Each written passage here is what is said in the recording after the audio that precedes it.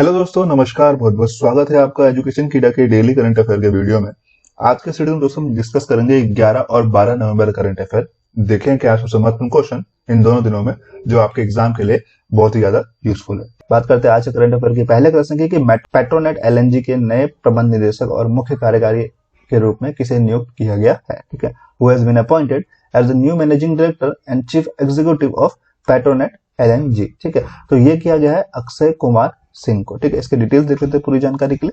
तो Indian oil Corp, जिसे short form पे आईओसी भी कहते हैं, ठीक है, इंडियन ऑयल कॉर्पोरेशन के निदेशक पाइपलाइन अक्षय कुमार सिंह देश के सबसे बड़े गैस आयातक पेट्रोनेट एलएनजी लिमिटेड के नए प्रबंध निदेशक के रूप में जो है नियुक्त किए गए हैं। ठीक है, प्रभास सिंह वो जो है प्रभास सिंह का जो जगह लेंगे जिन्होंने अपना 5 साल कार्यकाल हाल ही में पूरा कर लिया है। ठीक है, पेट्रोनेट आईओसी गेल, ठीक है, तेल और प्राकृतिक गैस कॉर्प, ठीक है, जिसे आप ओएनजीसी के नाम से जानते हैं, और बीपीसीएल का एक संयुक्त उद्यम है। ठीक है, तो ये जो है पेट्रोनेट जिसे आप कहते हैं पेट्रोनेट एलएनजी, इसके अंदर जो है कई सारे कंपनियां जो है आती हैं। जिस तरीके से देखा जाए तो गेल, ठीक है, तेल यानी कि ओएनजीसी और बीपीसीएल, ये सारी कंपनियां जो है इसके अंदर आती हैं। ठीक है, तो 4 राज्यों की स्वामित्व वाली कंपनी में प्रत्येक 12.5% हिस्सेदारी है, जिसके अध्यक्ष जो है तेल सचिव है। ठीक है, पेट्रोनेट गुजरात और कोची में केरल में तरलकृत प्राकृतिक गैस यानी कि एलएनजी आयात टर्मिनल संचालित करता है।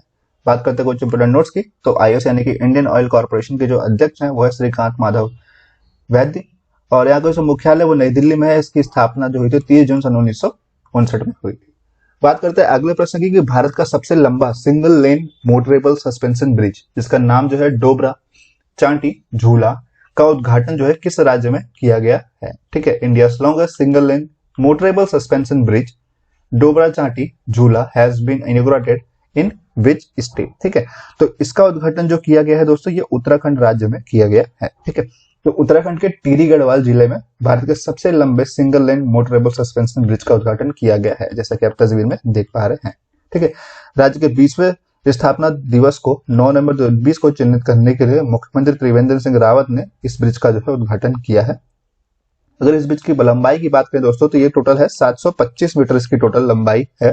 ठीक है, जिसकी जो लागत है वो 2.5 करोड़ रुपए की लागत से बनाया गया है। ठीक, यह ब्रिज जो है वो टिहरी और प्रतापनगर के बीच यात्रा के समय जो है वो 5 घंटे से 1.5 घंटे की कटौती जो है करेगा। ठीक है, बात हुई उत्तराखंड की, तो उत्तराखंड के डिटेल इस पर डिस्कस कर लेते हैं। उत्तराखंड की राजधानी जो है वो देहरादून है। ठीक है, मुख्यमंत्री यहाँ के त्रिवेंद्र रावत, राज्यपाल है यहाँ के बेबी रानी मौर्य, लोकसभा की सीटें यहाँ पे 5, विधानसभा की सीटें यहाँ पे 3 और राज्यसभा की सीटें यहाँ पे 3 और विधानसभा की सीटें यहाँ पे 71। बात करें कुछ प्रमुख राष्ट्रीय उद्यानों की, तो काफी फेमस राष्ट्रीय उद्यान है जो उत्तराखंड में स्थित है, जैसे कि जिम कॉर्बेट नेशनल पार्क राष्ट्रीय उद्यान आप कह सकते हैं, नंदा देवी, ठीक है, गंगोत्री राष्ट्रीय उद्यान, फूलों की घाटी। ठीक है, तो ये सारे कुछ प्रमुख राष्ट्रीय उद्यान हैं जो उत्तराखंड राज्य में स्थित है। अब बात करें कुछ प्रमुख बांधों की, तो बहुत ही महत्वपूर्ण है जो कि लिखे हैं टिहरी बांध, जो कि उत्तराखंड में स्थित है। बात करते हैं अगले प्रश्न की कि विश्व विज्ञान दिवस शांति और विकास के लिए हर साल किस दिन मनाया जाता है। ठीक है, world science day for piece and development is observed every year on which day. ठीक है, तो ये जो मनाया जाता है हर साल 10 नवंबर को मनाया जाता है। ठीक है, तो विश्व विज्ञान दिवस शांति और विकास के लिए हर साल 10 नवंबर को मनाया जाता है। ठीक है, यह दिवस समाज में विज्ञान की महत्वपूर्ण भूमिका और उभरते वैज्ञानिक मुद्दों पर बहस से व्यापक जनता को संलग्न करने की आवश्यकता को उजागर करने के लिए मनाया जाता है। ठीक है, इस वर्ष विश्व विज्ञान दिवस शांति और विकास का जो विषय है यानी कि थीम है वो है विज्ञान के लिए और समाज के साथ है। ठीक है, बात करते हैं अगले प्रश्न की कि निम्न में से किस राज्य सरकार ने देश में कोविड-19 मामलों में वृद्धि के बीच इस वर्ष विस्तृत हॉर्नबिल महोत्सव मनाने का निर्णय लिया है। ठीक है, which of the following state government has decided to celebrate Hornbill Festival virtually this year amid the surge in COVID-19 cases in the country। ठीक है, तो ये जो त्योहार मनाया जाता है ये नागालैंड राज्य के द्वारा मनाया जाता है, और इस साल जो है कोविड-19 के कारण इस राज्य ने इस त्योहार को वर्चुअली मनाने का फैसला लिया है। ठीक है, तो नागालैंड सरकार ने देश में कोविड-19 मामलों में वृद्धि के बीच इस वर्ष जो है हॉर्नबिल महोत्सव मनाने का फैसला जो वर्चुअली किया है। इस त्योहार को त्योहारों का त्योहार भी कहा जाता है। ठीक है, नागालैंड में यह 1 से 10 दिसंबर तक हर साल आयोजित किया जाता है, जहां पे नागा जनजातियों की सांस्कृतिक विरासत, भोजन और रीति रिवाजों को दर्शाता है। ठीक है, 16 जनजातियों नृत्य परंपराओं के साथ परंपराओं को मानने के लिए एक साथ ही आता है। ठीक है, 10 दिवसीय पूर्व में दुनिया भर के पर्यटक भी शामिल होते हैं। ठीक है, तो लेकिन इस साल जो है कोविड-19 के बढ़ते केसेस के कारण जो है ये जो त्योहार है वर्चुअली मनाने का ऐलान किया गया है नागालैंड गवर्नमेंट के द्वारा। बात की नागालैंड की, तो नागालैंड की डिटेल एक बार डिस्कस कर लेते हैं। यहाँ की राजधानी है कोहिमा, मुख्यमंत्री यहाँ के नोफिया रियो, राज्यपाल है यहाँ के आर एन रवि। ठीक है, लोकसभा की सीटें यहाँ पे 2, राज्यसभा की सीटें यहाँ पे 1 और विधानसभा की सीटें यहाँ पे 60। ठीक है, कुछ प्रमुख राष्ट्रीय उद्यानों की बात करें तो यहाँ पे एक राष्ट्रीय उद्यान है जो प्रमुख है, जिसका नाम है नंडंगी राष्ट्रीय उद्यान। ठीक है, बात करते हैं अगले प्रश्न के, मलयालम लेखक का क्या नाम है जिन्होंने अपने उपन्यास मंचू के लिए साहित्य 2020 के लिए जेसीबी पुरस्कार जीता है। ठीक है, Malayalam author has won the JCB prize for literature 2020 for his novel मोशु। ठीक है, तो ये जो है इनका नाम है एस हरीश नाम है, जिसे तो जेसीबी प्राइज फॉर 2020 लिटरेचर दिया गया है। ठीक है, तो मलयालम लेखक एस हरीश ने अपने उपन्यास मंच के लिए साहित्य 2020 के लिए जेसीबी पुरस्कार जीता है। ठीक है, इसका अनुवाद जो है अंग्रेजी में जयश्री क्लाथिल द्वारा किया गया है और हार्पर कॉलिंग्स इंडिया द्वारा प्रकाशित किया गया है। ठीक है, साहित्य के लिए जेसीबी पुरस्कार को भारत में सबसे अमीर साहित्यिक पुरस्कार माना जाता है। ठीक है, मानक के अनुसार मलयालम लेखक को 25 लाख रुपए का नगद पुरस्कार मिलेगा और अनुवादक को 10 लाख रुपए का अतिरिक्त पुरस्कार दिया जाएगा। ठीक है, देखते हैं दोस्तों क्वेश्चन, भारत में राष्ट्रीय शिक्षा दिवस किस दिन मनाया जाता है। ठीक है, national education day is observed in India on which day. ठीक है, तो हर साल जो है ये 11 नवंबर को मनाया जाता है। ठीक है, तो भारत में राष्ट्रीय शिक्षा दिवस या राष्ट्रीय शिक्षा दिवस हर साल 11 नवंबर को मनाया जाता है। ठीक है, यह दिन स्वतंत्र भारत के पहले शिक्षा मंत्री मौलाना अबुल कलाम आजादी की जयंती के उपलक्ष्य में मनाया जाता है। ठीक है, मौलाना अबुल कलाम आजादी के अनुसार जो है स्कूल ऐसी प्रयोगशाला है जो देश के भावी नागरिकों का उत्पादन करती हैं और भारत में आईआईटी और विभिन्न अन्य संस्थाओं के पीछे भी व्यक्त है। ठीक है, 11 सितंबर 2008 को मानव संसाधन विकास मंत्रालय एचआरडी ने 11 नवंबर को राष्ट्रीय शिक्षा दिवस के रूप में मानकर शिक्षा के क्षेत्र में मौलाना अबुल कलाम आजाद के योगदान को याद करते हुए महान व्यक्ति के जन्मदिन के मनाने की घोषणा की थी। ठीक है दोस्तों, बात करते हैं अगले प्रश्न की, निम्नलिखित में से किसने एडलिन ह्यूरन इंडियन परोपकार सूची 2020 में शीर्ष स्थान प्राप्त किया है। ठीक है, who among the following has topped the Edelgive Hurun Indian philanthropy list 2020। ठीक है, तो इस सूची में टॉप पे है अजीम प्रेम जी। ठीक है, तो विप्रो लिमिटेड के संस्थापक अध्यक्ष अजीम प्रेम जी के एडलिन ह्यूरन इंडियन परोपकार सूची 2020 में शीर्ष हासिल हुआ है। ठीक है, 75 वर्षीय ने अप्रैल 2019 और मार्च 2020 के बीच परोपकारी कारणों से 7,904 करोड़ रुपए के उच्चतम योगदान किया है। ठीक है, मतलब इतने 7,904 रुपए का उन्होंने डोनेशन किया है अभी तक। ठीक है, इस अप्रैल 2019 से मार्च 2020 के बीच में। ठीक है, ये भारत के उन लोगों को रैंक करता है जिन्होंने 1 अप्रैल 2019 से 31 मार्च 2020 के बीच में 5 करोड़ या उससे अधिक का दान दिया है, परोपकार कार्यों में योगदान किया है। ठीक है, मतलब कोई भी आपदा हो या किसी भी चीज में जो उन्होंने डोनेशन दिया है वो 5 करोड़ से अगर ऊपर होता है तो वो जो है इस लिस्ट में उनको नॉमिनेट करता है। और वहीं पे अगर बात करें पहले स्थान पे, तो अजीम प्रेम जी जो है पहले स्थान पे है, क्योंकि उन्होंने पिछले 1 साल में 7,904 करोड़ रुपए का डोनेशन वो दे चुके हैं। ठीक है, बात करें अगर अगले स्थान पे, तो अगले स्थान पे है HCL टेक्नोलॉजी के संस्थापक और अध्यक्ष शिवनाथ रुचि ने दूसरे स्थान पर हैं, जिन्होंने 795 करोड़ रुपए का डोनेशन किया है। ठीक है, बात करते हैं अगले प्रश्न की, भारतीय खगोलिक ने 30 मीटर टेलीस्कोप यानी TMT परियोजना के लिए 2020 के भौतिक नोबेल विजेता प्रोफेसर एंड्रिया घेज के साथ जो है सहयोग किया है। TMT का किस स्थान पर स्थापित किया जाएगा।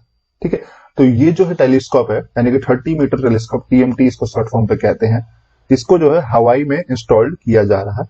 ठीक है, तो भारतीय खगोलिक ने 30 मीटर टेलीस्कोप TMT परियोजना के बैंक एंड इन्वेस्टमेंट्स और संभावित विज्ञान संभावनाओं के डिजाइन के लिए 2020 के भौतिक नोबेल विजेता प्रोफेसर एंड्रियो घेज के साथ जो है सहयोग किया है। ठीक है, 30 मीटर टेलीस्कोप TMT का प्रस्तावित अत्यंत विशाल टेलीस्कोप ELT है, जिसे हवाई द्वीप के मोनक में स्थापित किया जाएगा। ठीक है, हवाई द्वीप के। ठीक है, जैसा कि तस्वीर आप देख पा रहे हैं, ये एक टेलीस्कोप है जो आप स्पेस में रिसर्च करने के लिए यूज किया जाता है। ठीक है, ये बेसिकली स्पेस ऑर्गेनाइजेशन के द्वारा ही इस्तेमाल होता है। ठीक है, टीएमटी परियोजना कैलटेक, कैलिफोर्निया, कनाडा, जापान, चीन और भारत के विश्वविद्यालयों के बीच एक अंतर्राष्ट्रीय साझेदारी है जिसमें ब्रह्मांड के समक्ष की ओर और उसकी मौजूद गर्दाओं की उजागर किया जाएगा। ठीक है, तो ये टेलीस्कोप का इंस्टॉलेशन इसकी वजह से किया जा रहा है ताकि जो इस यूनिवर्स में अगर और कहीं और जगह भी लाइफ है तो उसका जो है डिस्कवर किया जाए। ठीक है, भारतीय खगोलिक भौतिक संस्थान के निदेशक डॉक्टर अन्नपूर्णा सुब्रमण्यम और Aryabhatta research institute of observation science के वैज्ञानिक डॉक्टर श्री भूषण पांडे जैसे भारतीय खगोलिक ने प्रोफेसर गेज के साथ कई अन्य लोगों के साथ सहयोग किया है। ठीक है, टीएमटी परियोजना का अनुसंधान और विकासात्मक गतिविधियां।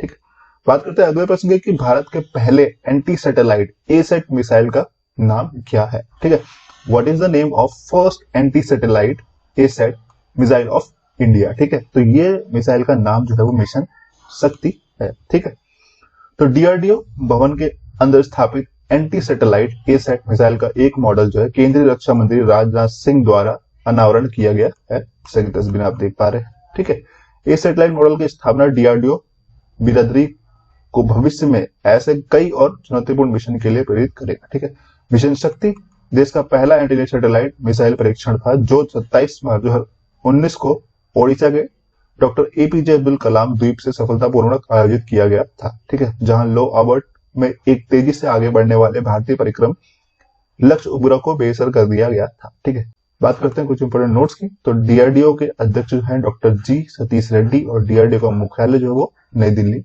में है। ठीक है, बात करते हैं दोस्तों अगले प्रश्न की, निम्नलिखित में से कौन सा देश नवंबर 2020 में दुनिया का पहला 6G प्रयोग उपग्रह लॉन्च करने वाला पहला देश बन गया है। ठीक है, which of the following country become the first one in November 2020 to launch world first 6G experiment satellite। ठीक है, तो दोस्तों ये जो पहला देश बना है ये चाइना बना है। इसकी डिटेल देख लेते पूरी जानकारी के लिए। चीन ने दुनिया के पहले 6G प्रयोग उपग्रह का अंतरिक्ष में भेज दिया है। 6G उपग्रह जो है वो 3 चीनी उपग्रहों में से एक था जिसे सफलतापूर्वक लॉन्च किया गया था हाल ही में। ठीक है, ये चीन की लंबी मार्च श्रृंखला का 391वां रॉकेट था।